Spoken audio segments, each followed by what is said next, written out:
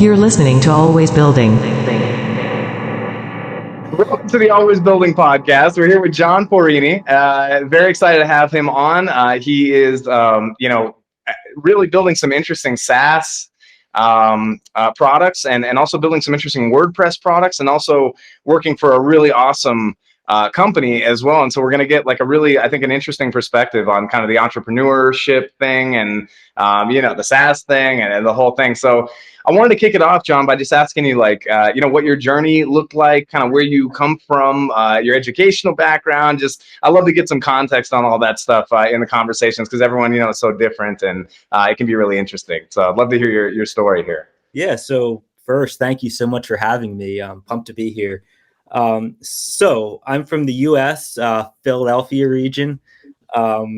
Yep. So my background is in political science. That's kind of what I started, what I got my degree in for college. And the path has been like a ton of zigzags. So when I got done college, I went and worked for the Department of Transportation, the Pennsylvania Department of Transportation, doing things with like computers and inspecting and stuff like that. This was like 2011, 12-ish, did that till like 2013, completely hated what I was doing. On the side, I was building like this startup site. It was like a B2C SaaS type of thing that connected recruiters to job seekers, kind of like theladders.com. Not sure if you're familiar with that. Yeah. Eventually quit my job and did that full time. And that failed. It did not go well.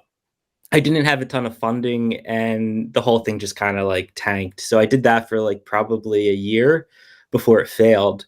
And then I was kind of at this point where I had no money in my bank account, no job, and I didn't really know what to do. And I remember this one day, it was like in September, rent was due and my wife had to pay the rent. And that was probably like the worst feeling for me for some reason.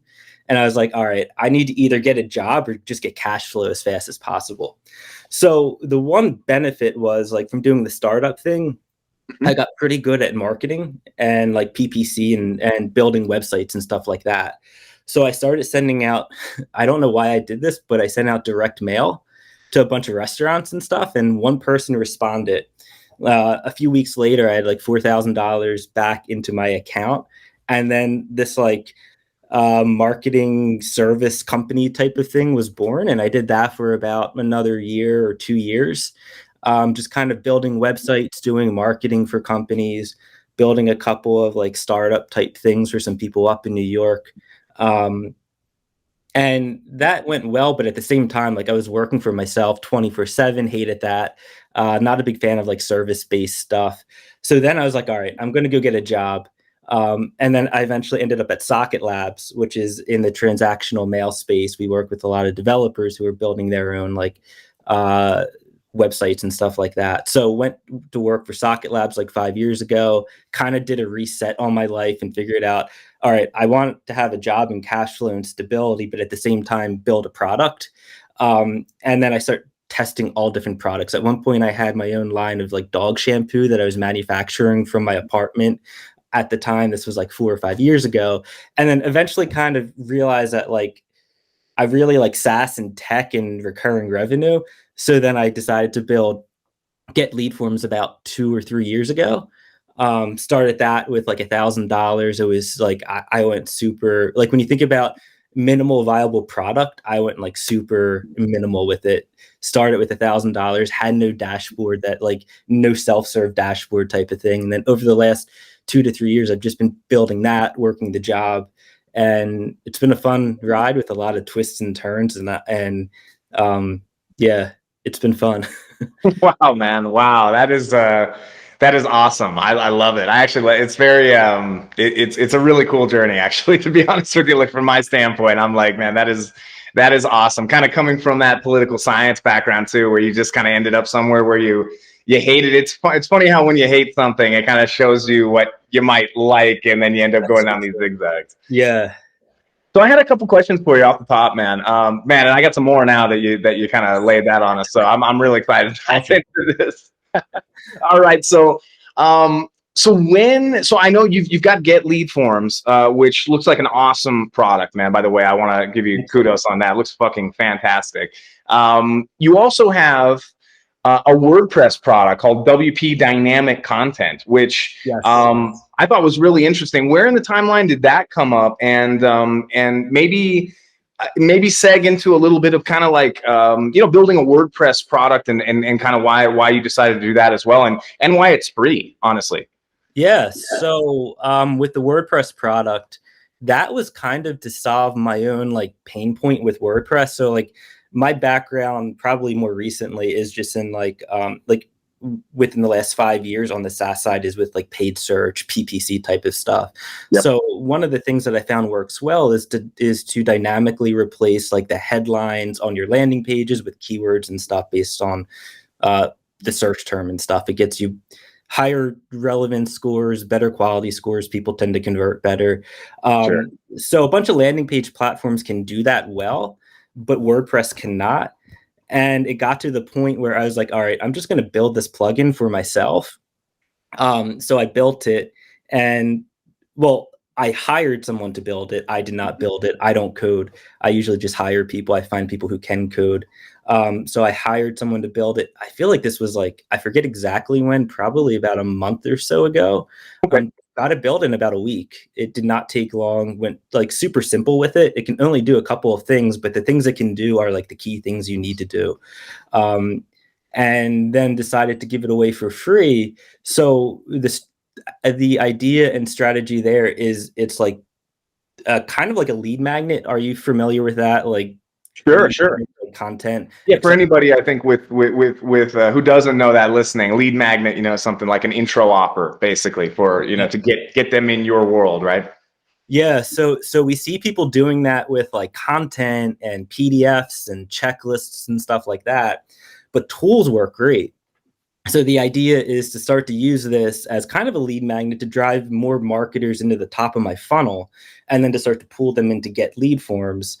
So like that's the one thought there, but it also could work great. Like I don't need to gate it. It could just like drive in a ton of backlinks too. Like free tools can drive in a ton of traffic and backlinks. It's one of the most linkable things you could do is build some sort of free tool.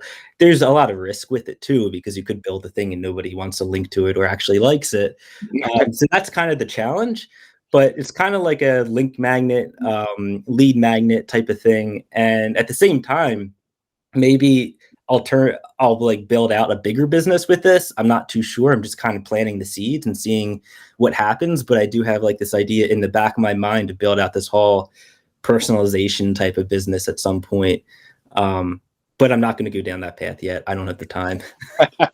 Yeah, well, that's really, really cool, man, because, I know I'm kind of a like, an old WordPress nut job as well. Used it for years and stuff. And I know, that's like, that is a huge pain point. You see that in all the other builders pretty much. They've got it now. And being able to do that in WordPress is awesome.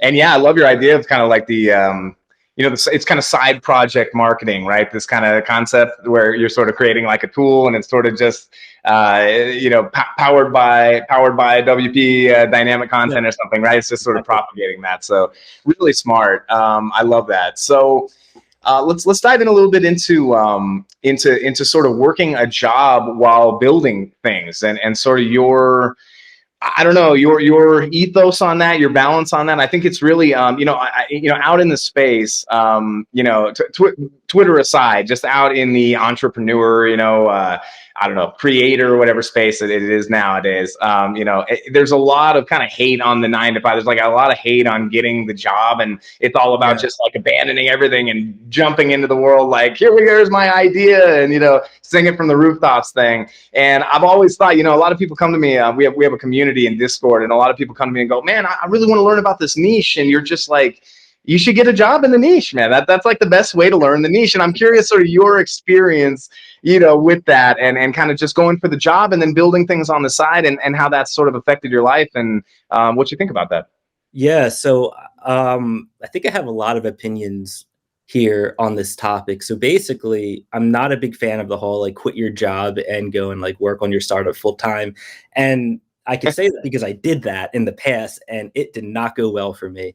Yeah. I could see like, let's say you get to a certain cash flow point where like you are making more than what you can make within the job. I think it makes sense, but to definitely like quit when you don't really have your startup properly established, I think that's not a good idea.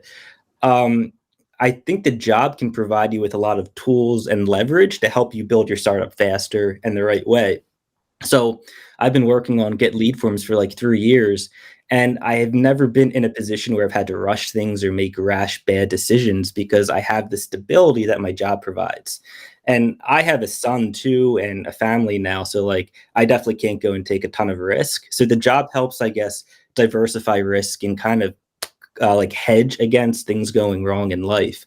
Now, I think there's a caveat there, and you need to like your job and like what you do, and it needs to be closely aligned to your product. Like if I were to go try to start a local service business like a plumbing company, that would probably be a problem. I mean, I'm sure I could do it, but like I'd probably want to go and work for a plumbing company before I go and do that. Right. So I think if you go and get a job within the same category, it makes a ton of sense. So like Socket Labs, we're SaaS. I learned SaaS marketing. I'm constantly getting to see what works well.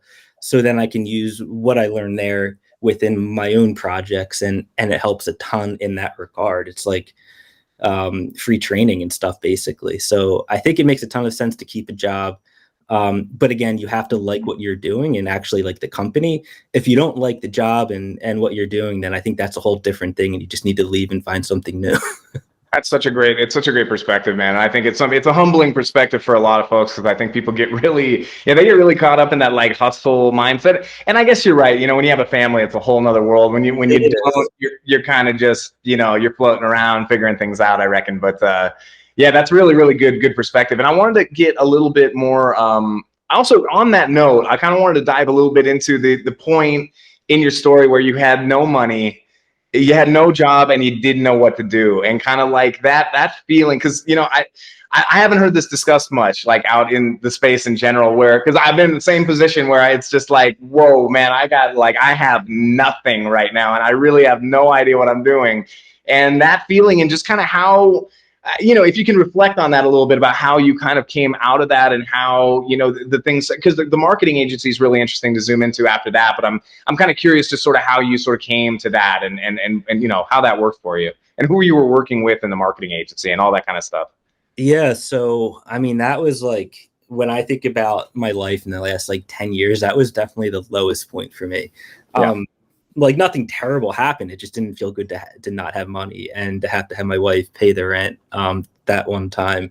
Yeah. And it's a place I don't want to go back to again. Like I still have like bad memories from that time. I just felt stuck. Like it felt terrible. I can't even like describe the way it felt. And the only thing I could think was like, I needed to get some sort of cash flow as fast as possible. And at the time, my choices were get a job. And I mean, that could take like a couple of months to get a job, unless I worked for like McDonald's or something. Exactly. But I don't think I would do well at McDonald's. I always kind of joke that like I'd probably get fired in the first day or something there. So there's get a job, or like go and like start like pounding the doors and try to get someone to pay you for something. And that's kind of what I did. Like at one point, I actually went door to door in a local college town and tried to sell websites to restaurants and bars, which was like the worst idea at the time. But like when you don't have money, you kind of have to do stuff like that. And that's what I did. And it at least got me cash flow. And then once I got that money, I knew I could kind of calm down and then start thinking about like the next steps, which was to then take that case study that I had and then start selling in the same category to more people who would probably want to buy the thing I was selling. And at the time, I think it was like a website or something that I sold. Yeah. So what category was that? What niche were you working in? It was kind of a mix of things, but I'd say the bulk of it was pretty much like restaurants and bars, selling websites to them. Cool. I don't know why I landed. I think it was like a desperation type of move, and I saw a couple that had bad websites. I was like, all right, I'm just going to contact these people. And then that kind of got me stuck, though, because then I had my case study and I kept kind of going in that direction. And it was not the best clientele to work with. Like they don't have a ton of money. It's tough. No, their margins are terrible, right? It's a tough one. Yeah, it's tough. And I was selling these for like $4,000 to $5,000 a piece, and sometimes they would laugh at me. It was kind of funny. I gained some thick skin. Well, that's amazing. That's amazing that you were starting at that price point, though, man. I know a lot of folks, they kind of start they go so low when they start something. What was the inspiration just to go like 5Gs off the top? You were like, was that just kind of arbitrary? Or you were just like, that's what I'm doing? Pretty much. Yeah, like I pretty much figured out like if I can make like between $3,000 to $4,000, I'd feel comfortable within like a 30 to 60 day time span. So I kind of figured out I needed about one client per 30 to 60 days to like get by. It's still not a ton of money, not a good way to live, I think. But at the time, like that's what I needed. And then I wasn't doing a ton of the work. I had a person in Russia who I hired. So I kind of needed some margin there myself too. Awesome. My highest paying one was around like 14 or 15,000. Yeah. Some guy that I met on like Facebook or something. Amazing work. Amazing, man. So you've been outsourcing a long time. It sounds like you've been pretty much outsourcing this entire time. Since like 2012, probably when I started my first startup. I think that development company was in Mumbai, the first one. I lost $20,000. It was the worst experience of my life. And I learned a lot of lessons from that, like how to hire properly and how to kind of vet your contractors and stuff like that. So like that was probably like the second lowest point in my life when I lost that much money. Yeah, that's a tough one. So as far as being, so you're not a coder, you're saying you're not really, do you have any kind of, I'm kind of curious how you vet developers and outsource to developers. That would be an interesting. Yeah. So I did learn PHP. I don't really remember it. I did like front-end stuff a little bit. I knew Objective-C at one point a little bit. Yeah. But I have worked with developers. So at PennDOT, I was kind of in like a project manager type of role where I got to work closely with developers and learn about the whole process. So just kind of using that experience plus like research and just kind of learning from failure, I just kind of figured it out. Amazing, man. This is great stuff. I'm really it's really exciting because I think that trajectory is something that, job or no job included, right? That trajectory from going from the marketing agency and just learning marketing or sales, right? And just knowing marketing or sales and just going door to door, direct mail, which was really interesting approach to take from the get-go. I don't know what but it kind of worked. Yeah, man, if it works, it works. No, direct mail, I think it's making a big comeback right now, actually, to be honest with you too. I've heard some folks telling me, like, I have one friend who's like an old school direct mail guy, and he's like, dude, we're getting orders like crazy from like giant companies doing it now all of a sudden, so whatever stands out. So cool. So you got the job at Socket Labs. What do you do at Socket Labs? What does your role look like? And, kind of what does your day-to-day look like? Do you work remote? Have you been working remote the whole time? What does that all look like? So my role at Socket Labs, so when I first started like 4 or 5 years ago, I was a marketing assistant. So I got to work directly next to the founder, which was probably like one of the best experiences because I got to see him build this company and kind of like take it through these various phases. Like we're now like, we've gone from being this like bootstrapped mom and pop type of SaaS to like more like in growth mode. So at this point, my title is VP of Revenue Marketing. And I kind of look at revenue marketing as like, it's kind of like just demand generation with like life cycle marketing, where you're kind of thinking more about the bottom of the funnel too. I lead a team of like 3 people going on 4 soon. And that's demand gen, where we're focused on PPC, organic, data scientists, lifecycle marketing. So I'm really getting like this really broad view of marketing for SaaS. So it's great for that. What was your second question? I think you had a few. Like what the day-to-day looks like, and I guess I'm curious how you're balancing building, the side projects. I know you're outsourcing, but there's still, I would say there's still a lot of work with outsourcing, right? So I'm curious, like how that looks like in your life, because I know it can get crazy, but I'm curious. Yeah, so like that's the biggest thing, like trying to figure out how to balance the different things. So for me, I'm a big believer in like focus and project management. So I use Monday.com to personalize things, or not personalize, to prioritize things. Right. And I'm crazy about that stuff. So for me, like I'm making sure that with like my side projects, like GetLeadForms, I'm 100% focused on like the main tasks for that. I'm not doing things that don't quite make sense to do. It's just like the main things that are going to drive return and help me grow that business. And I also make sure to do that stuff between like 5 a.m. to 7 in the morning. So like that's my window. That's where the magic happens. The rest of the time is devoted to Socket Labs work, and then beyond that, like family. Like I tend not to work on side projects past like 5 p.m. because I need to make sure that like I'm present for my son and my wife. That's like the number one thing for me. Then beyond that, it's GetLeadForms and Socket Labs. But Socket Labs were 100% remote now. Unfortunately, when COVID happened, it kind of sent us into this remote work type of situation, and I personally love it. Yeah. That really was game changing for me because I kind of figured out that I don't want to work in like a corporate setting where I have to go somewhere now. Like I love remote work, and that was like a game changing mindset shift for me. So we're remote, and yeah, I'm just crazy about making sure that I'm balancing the two things and kind of watching what I'm doing and making sure I'm focused on the right things at all time. It's amazing, man. It's amazing. It's inspirational for sure. I think for a lot of folks, because it's, you know, it's balancing the family, you know, and like you said, being present there for your son and everything. And you're obviously a good dad. So it's just, it's awesome, man. So let's dive in a little bit into marketing, because I think, SaaS marketing versus other kinds of because you were working with bars and restaurants, which is like I can't think of something more on the other like polar opposite spectrum than SaaS, Yeah. right? Like it's sort of, you know, you got such different business models, such different margins, such different channels, pretty much everything. I can't think of one thing really, except that they have a website, you know, and maybe lead magnets work, or yeah, I don't even know, right? Like it's so disparate.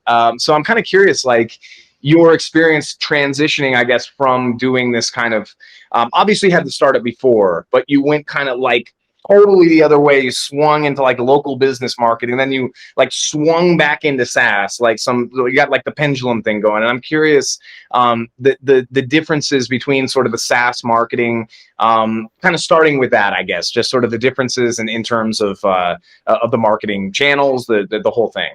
Yeah, so that's a really good point to bring up. And one thing I did forget to say is I did do some marketing for like local service type businesses, like a plumbing company.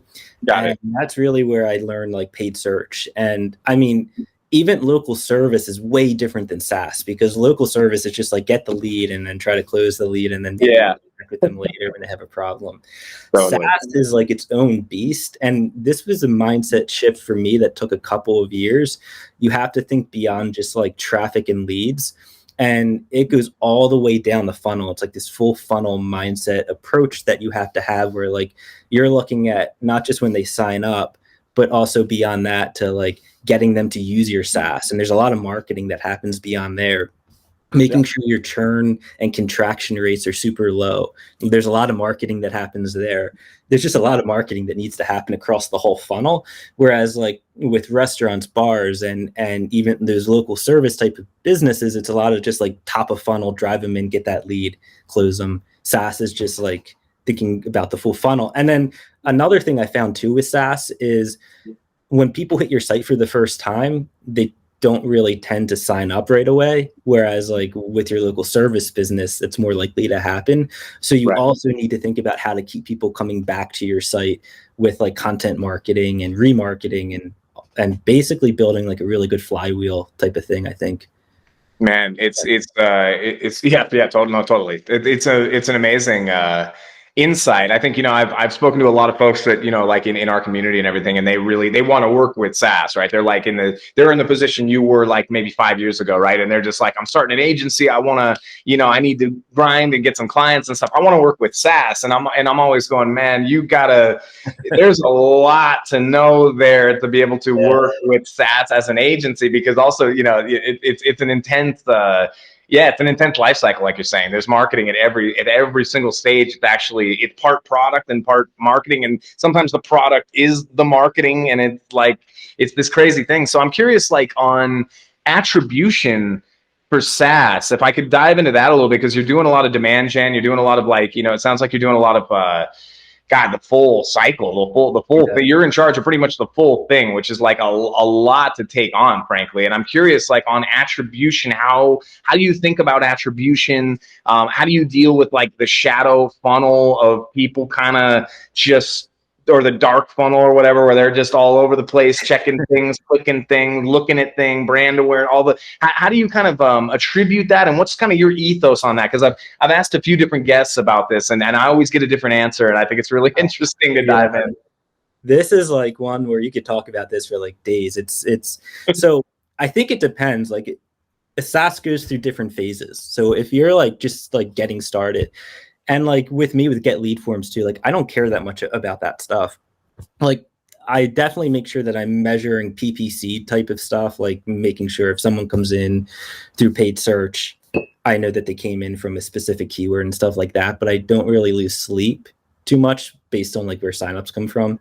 Like thinking about that, I mean, when you get more into high growth type of SaaS, you really need to kind of be watching that type of stuff. And it's still tough. Like at Socket Labs, we have a data scientist and we have all sorts of models built out.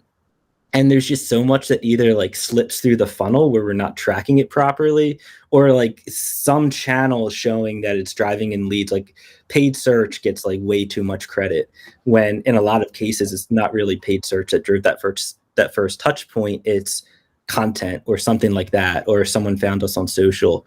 So it's like one of those things where I think you do really need to track it, especially if you're spending a ton of money at the top of the funnel. But it's not something to like lose a lot of sleep thinking about, because at the end of the day, as long as you see all the numbers going in the right direction, then you're doing something right, I think. Yeah.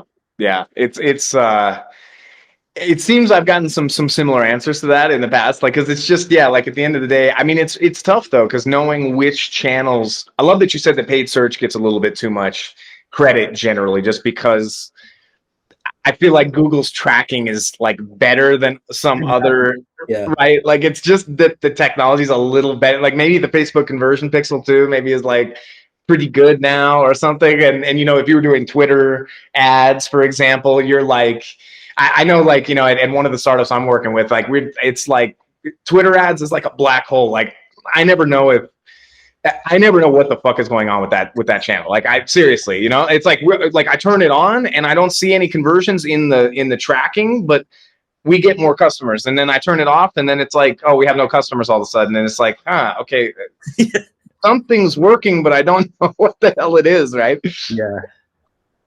So one thing, your paid search strategy, I wanted to dive into that a little bit, because it seems like you guys are pretty heavy on paid search, and I've definitely seen Socket Labs pop up.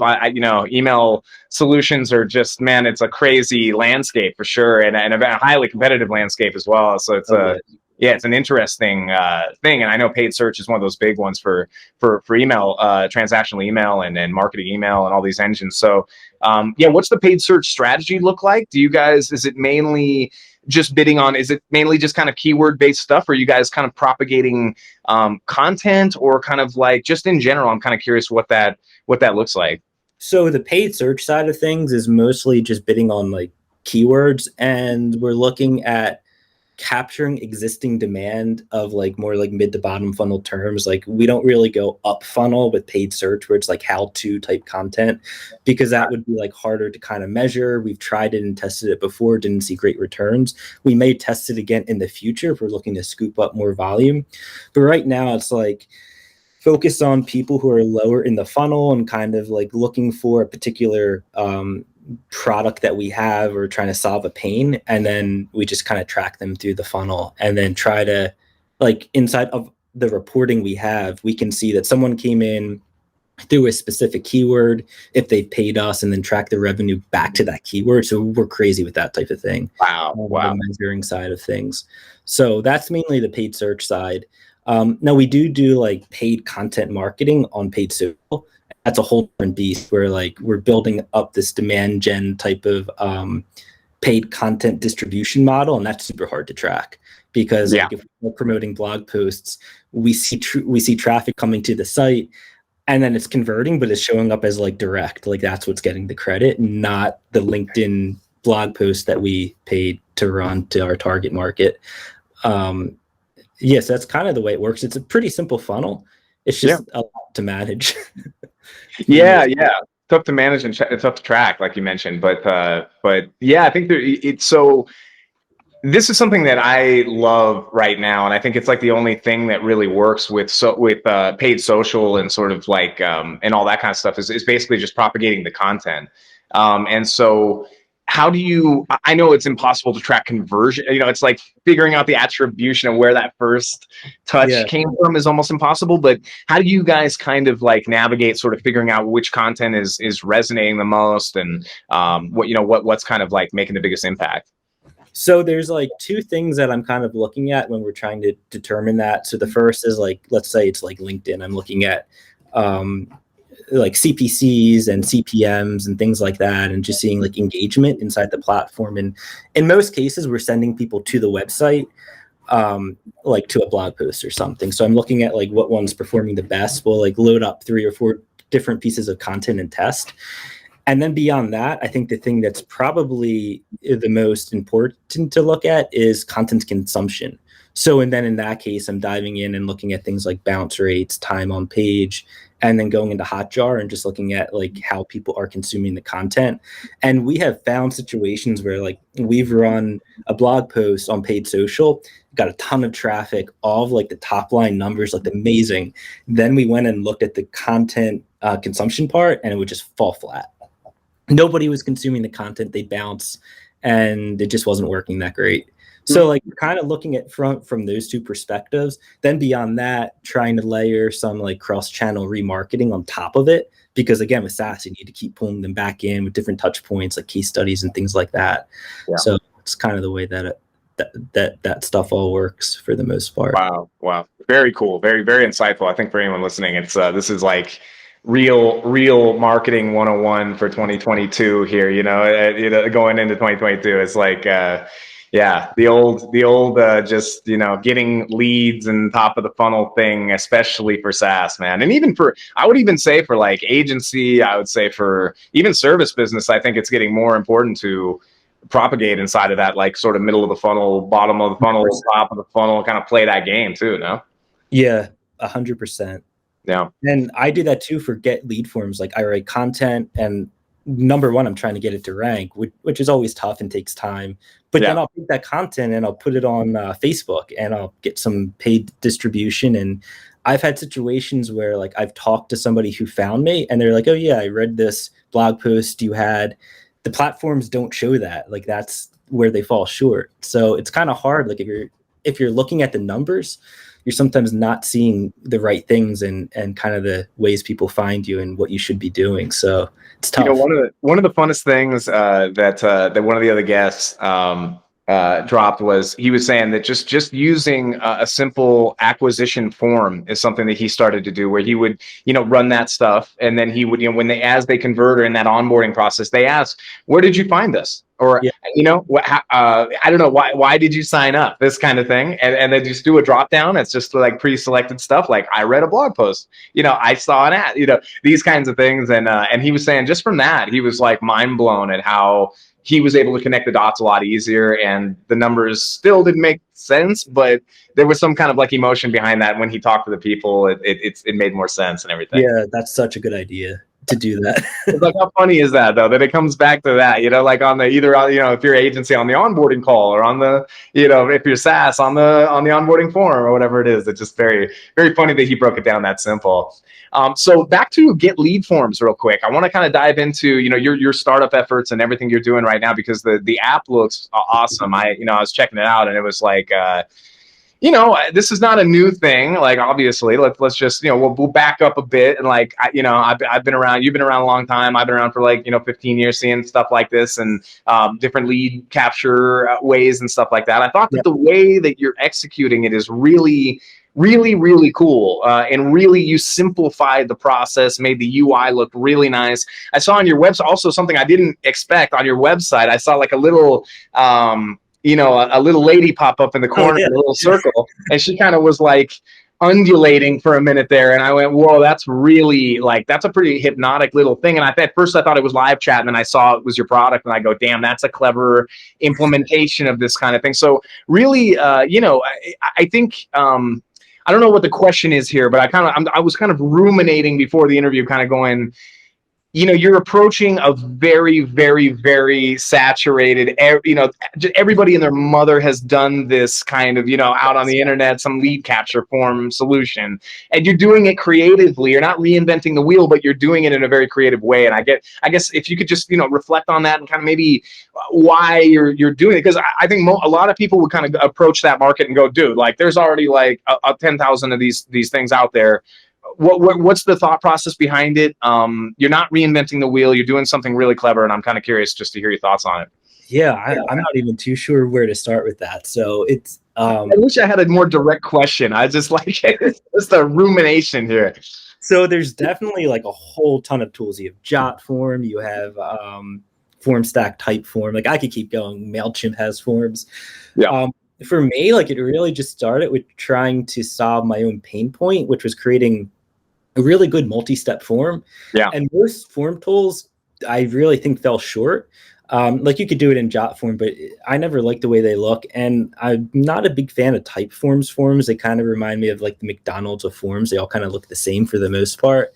And like when it comes to lead capture, like there's a lot of customization, more advanced things that marketers want. So I was trying to think of stuff like that. So I kind of built the tool to solve my own need. I did that. And then I started thinking, well, how can I do this a little bit different? And then that's where I started thinking about like the little pop-up forms or the on-site message thing that you were referring to in the bottom right-hand corner, borrowing the idea from chatbots. And I hate chatbots. So I was kind of taking that idea and then just thinking about like, how do I build something that's like, it lives in the saturated market, but it's also different.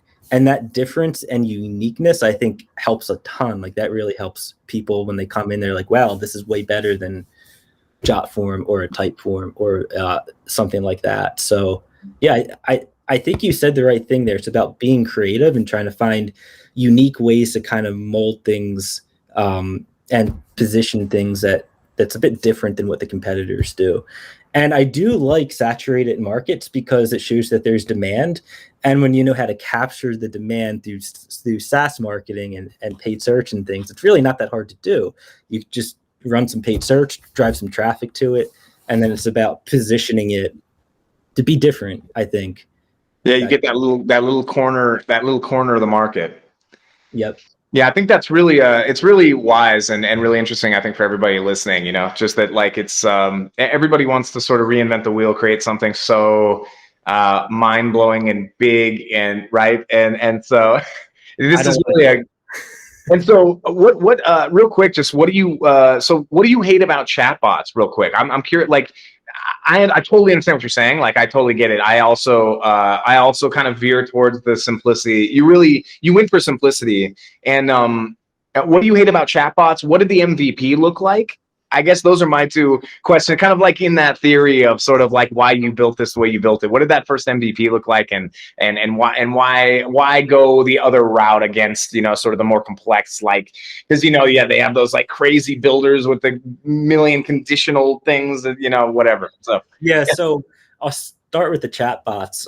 I think chatbots make sense in certain types of situations, like support. It can make a ton of sense, assuming your chatbot is smart. Most chatbots that I've come across are actually kind of stupid. They're more like forms. Yeah. Really. It's just like forms with conditional logic. So I remember I kind of realized that, and I was like, well, it's just like a multi-step form, but it's kind of packaged different to look like it's not a form. And then they're saying it's this like really sophisticated thing when it's really not. Yeah. So I was like, well, I could just like make it like a chatbot, but it pops up a form and then kind of sets the proper expectations for people. And then the other thing I don't like about chatbots is you typically have to like be there watching it, and like a lot of chatbots turn into a chat. So you need someone who's there. It's great for a big B2B SaaS company or something, but if you're a local service company, you may not have that person who's sitting there. So forms make a ton of sense, especially if you send the lead to their phone, to somebody's phone, they could just like follow up right there. So doubled down on forms basically because, again, I just don't think chatbots are all that sophisticated. Sometimes you do see some good ones, but it's pretty rare. Now, the minimal viable product for it. So I started with about, I think, $1,000, and there was no self-serve form builder at all. I remember like I spent probably 3 to 4 weeks just thinking about like what does the most minimal version of this product look like, and the minimal version that I thought it looked like didn't actually come out to be what it was. Like it had a form builder, it had all these features, and I just kept pulling it back and really thinking like, what do I need to take this to market to validate that I can sell it? And then kind of determining that, I talked to like 12 different developers, got their thoughts and opinions. And then I ended up launching with this real simple version where like we had the forms that you could see and nothing has really changed there as far as like the design of the forms. But where there was a lot of complexity was creating the forms. So I just launched as like this, basically it was all hard coded in JSON. So I had to learn that. And then I would upload 3 or 4 files to a server, and then that would create the form. So I never had to have this login, sign up, never had to have a self-serve builder. And I was able to get to my first $1,000 per month in revenue just with that. Then when someone came through and they were like, well, we need to build 2,000 forms, I said, okay, I can't continue to do this for people. Then I built V1 of the form builder, and that was terrible. Now I'm going on V3 now, but like it started out pretty simple. And my plan was like, if I couldn't sell it, like if I couldn't sell the idea, then I could never sell the whole thing. So there's no sense on spending $10,000, $15,000 at the time trying to build out this like really nice form builder. Just start out small and then continue improving. And again, that's what's nice about a day job, because you don't have to rush things. Like I've been doing this for years now, and I just take customer feedback and I keep making it better and kind of looking at the numbers and trying to improve it. Amazing, man. Amazing. I think it's really inspirational. I really want to ask you basically about so, and this is one thing that I myself have been sort of struggling with on a project. So it's actually kind of a one question here, but I think it'll benefit everybody listening. So you're entering a saturated market, like, and you know it, right? That's like you're right up the top. You're like, yep, I'm entering this saturated market. Everybody has their own ethos on this thing. You know, you got the land bots who are pushing the chat bots. You got the this who are pushing the that. You got this who are pushing the that. You got that, right? So you got just like a lot of noise, and you're coming in with a minimal viable product that is so bare bones. I mean, you're literally like uploading things like to the system, right? Like this is how it doesn't even have authentication yet. There's absolutely no login or anything. This is like you're getting leads from people, and they're telling you the form they want to build via like a form, and then you're uploading that. Exactly. So I'm curious, and so just that, like, I guess my question is sort of like entering that saturated market, coming with that such a minimum viable product, such a minimal product. Did that ever, I guess that comes in with the day job, but did this ever kind of disturb you where you were like, I should be moving faster, this should be going, like, how did you kind of rein yourself in to go, hey dude, look, I got $1,000, I'm gonna see if I can sell this for $1,000, make $1,000 back? Like, you know what I mean? Did it ever kind of get overwhelming where you were like, man, I need to add 10 features today? Or were you able to just kind of go, okay, no, let's go step by step here, and just, I'm just kind of curious on that ethos on there, because myself, I'm struggling on this right now, building a product and going like, fuck, minimal viable product, I don't even know, right? I need to build all the features. It's so hard to not do that. I mean, there's not a single day that goes by where I feel like I'm moving too slow. And I probably could move faster if I left my job, but I don't want to because I like it and all that. Right. But at the same time, I don't feel rushed because I have the job. So I don't quite think like that now. I mean, I do think like I'm not moving too fast, but as far as features go, someone needs to pretty much like request a feature like 100 times for me to build it at this point, or like I need to have a whole bunch of people request a feature. So for me, it's like when I want to build a whole bunch of features, I go into monday.com and I put it in the backlog, and then it just sits there. Like the number one thing for me to do is stop thinking about it. And that's where it goes into the backlog. And then I'll go through and figure out, okay, do I want to build this feature or another feature? Like that's my way of handling it. It's not perfect. It's so hard to not do that, especially when you're going into a saturated market. Yeah. That's kind of the thing, I think, when you see like 20 competitors that are, over here, like out in the, the damn. Oh, you're back. I think I lost you for a second. Yeah. So just, seeing those competitors out on the horizon, like so much more mature, and you're kind of going, damn, like what, you kind of, you probably shouldn't watch competitors so much too. Like that's the thing that I have found. Like I don't look at Typeform that much. I stopped looking at all the different competitors. I just do my thing. And at the end of the day, like I'm not trying to build $100 million business. I mean, if that happens, that would be nice. But if I get to like 50,000 a month, I'll be pretty happy. So I think a lot of it is just understanding like your goal and what you're trying to accomplish, and just not watching competitors so much. That's kind of what works for me. Just kind of like living in my own little bubble with my own blinders on. It helps a ton. I do look at competitors for like marketing inspiration to see like where they're getting traffic and stuff. But aside from that, from a product development perspective, I try not to look so much. And it's really about trying to solve those like core needs that people have. And at the end of the day, like for GetLeadForms, it's people want more leads. In a lot of cases, it's marketing companies that are setting these up for their clients. So they want better results for their clients. So it's more leads and just better forms. You'd be surprised. Like a lot of people do not like their forms. It's crazy. But Well, I think it goes back a little bit too. I want to kind of like, I think it goes back like to something else you said earlier, which is that you are solving your own problem. You're solving a need that you had at the core level. Like this is not you're saying it's solving the problem for people, and you're understanding that more and more, but getting going, it was more about solving your problem. Yeah. And that's why it's been successful, frankly. Like, and that seems to be the recipe for SaaS success from what I can tell, is to solve your own problem, have experiences, and then solve your own problem.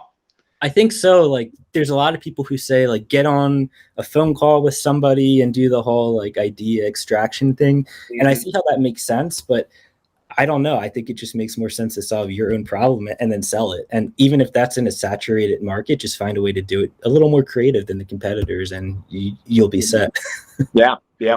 Well, this is awesome, man. I really, I love your insights here, man. This has been great. I mean, going from, getting a background in an industry that you really didn't like and getting in jobs you didn't like to, ending up flat broke and going, God damn, what am I doing? To then, knocking on doors. And then, I mean, you're really, you're probably the funnest interview I've had yet, just from the stages in that journey. So, I mean, I know that these things are going to take off, and, we're going to have another interview down the line and everything like that. Cause, I want to see where GetLeadForms is, in 6 months or a year here, and see, the kind of results that WP Dynamic Content Replacement have brought in as well. Because I think, and I did want to ask you, I guess, maybe a final question here before we sort of plug everything you're doing. I think we plugged it quite a bit already, but we got to give people the URLs and the Twitter to follow, because you got 54 followers on Twitter. We got to get you up.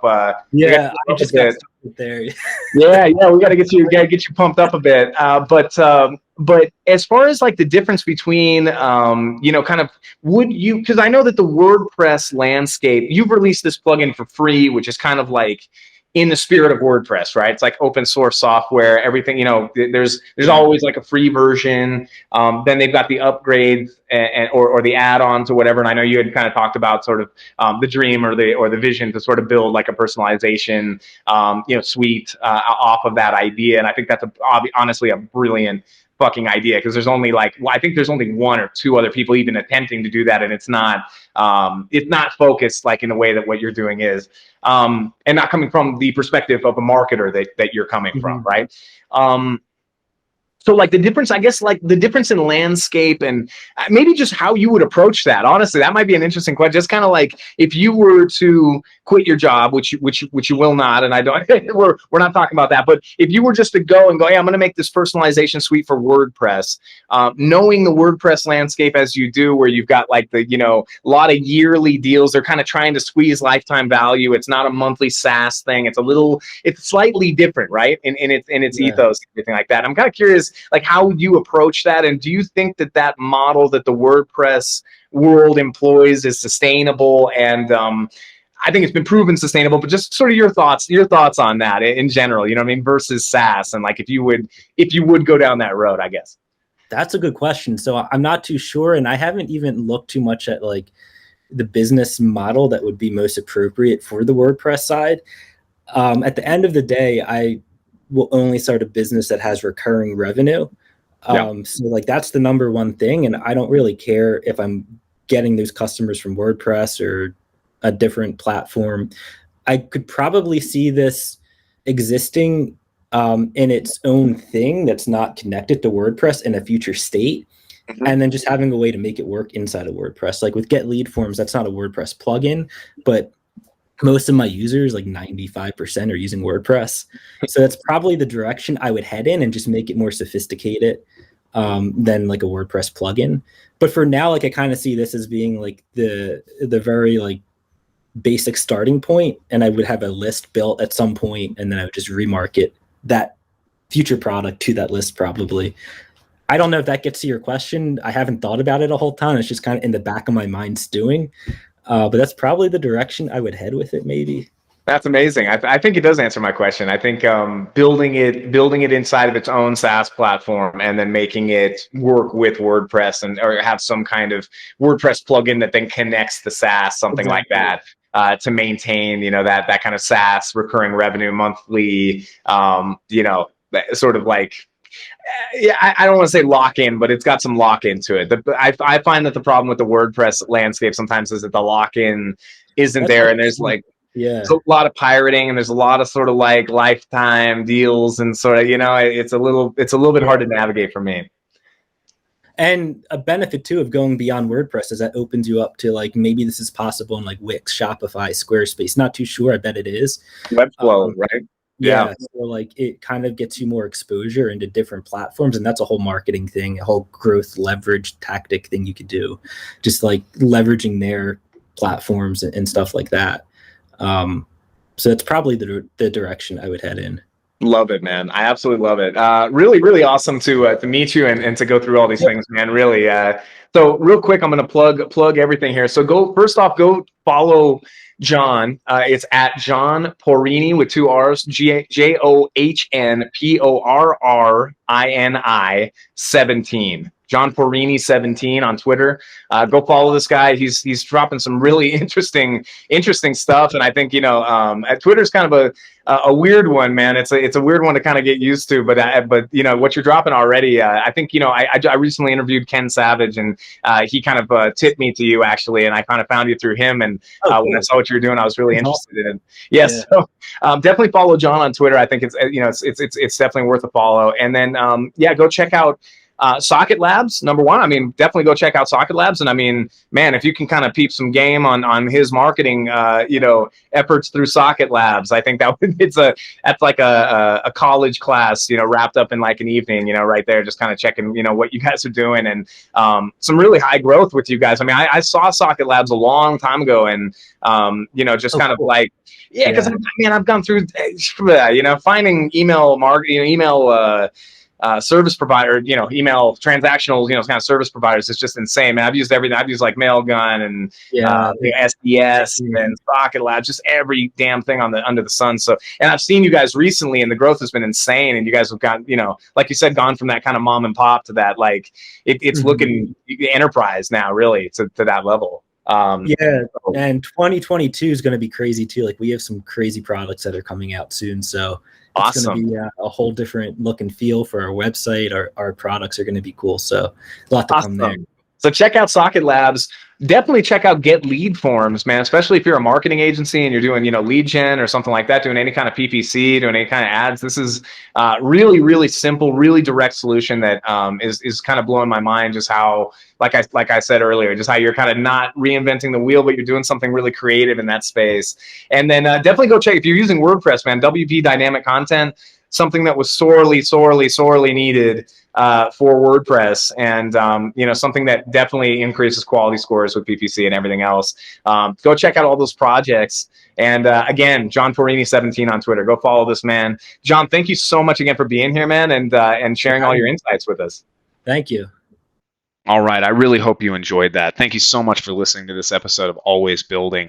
If you want to learn more about Always Building, our community, our membership group, and exclusive webinars and trainings and discounts on software and all kinds of fun stuff, get help along the journey so you're not all alone, go ahead and check out alwaysbuilding.io.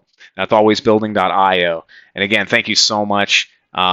Best of luck on your journey, and you just let me know. You can reach out to me on Twitter or via email, alex@alwaysbuilding.io, or @always_building on Twitter. Okay, thanks again. Have a great one.